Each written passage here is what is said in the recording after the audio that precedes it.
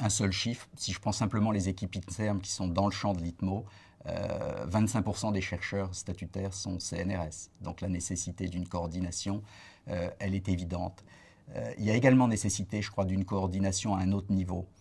Les ITMO, ils se situent à un niveau national et l'enjeu, c'est vraiment le dialogue qu'on peut avoir avec le niveau local, c'est-à-dire les universités, pour essayer de renforcer la recherche et de faire que la recherche française soit au meilleur niveau dans 5 ans. On se réunit tous les 15 jours et c'est comme ça qu'on a construit le plan stratégique, c'est comme ça qu'on est en train de construire le contrat d'objectifs et qu'on essaie de discuter pour chaque organisme, aussi bien l'INRA, le CNRS que l'INSERM.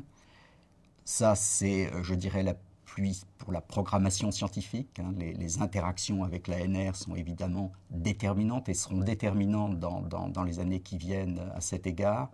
Et puis, sur le plan logistique, il s'appuie sur tous les services qui existent déjà dans les organismes, que ce soit les services d'évaluation, que ce soit les services de communication.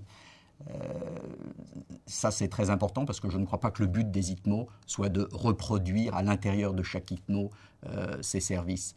On travaille d'ailleurs entre ITMO de façon extrêmement coordonnée. On a une réunion toutes les semaines et je dirais que toutes les grandes décisions qui sont prises en commun avec les différents directeurs d'ITMO et les directeurs des grands organismes. Ça, je crois que c'est essentiel. L'objectif, c'est pas de mettre du barbelé autour des ITMO.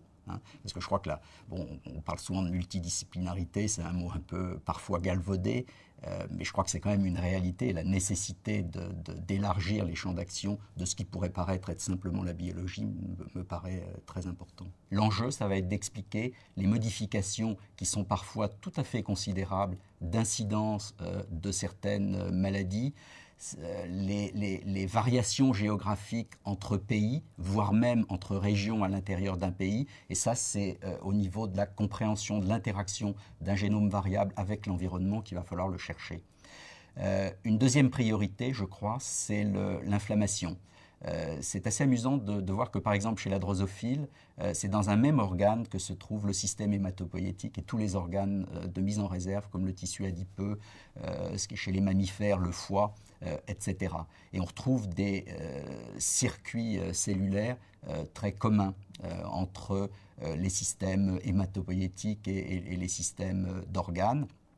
Ce n'est pas une surprise finalement que l'inflammation et les molécules qui définissent l'inflammation soient aujourd'hui des cibles thérapeutiques dans toute une série de maladies qui touchent les domaines de l'ITMO, qui sont d'ailleurs très souvent des maladies très communes, qui ont un impact en termes de santé publique tout à fait important. Je crois que une troisième priorité, c'est l'innovation thérapeutique. Dans beaucoup de ces maladies communes, aujourd'hui, les traitements sont palliatifs. Un sujet ne sécrète plus d'insuline, on le traite en lui injectant de l'insuline. Ce qu'il va falloir attaquer, c'est ce qui est en amont, ce qui fait les mécanismes de la maladie et prévenir ces maladies. Ça, c'est un enjeu majeur.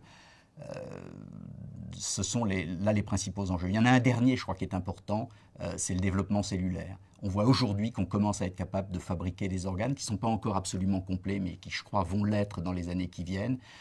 C'est un enjeu majeur en médecine, parce que le remplacement d'organes, c'est évidemment tout un champ de la médecine.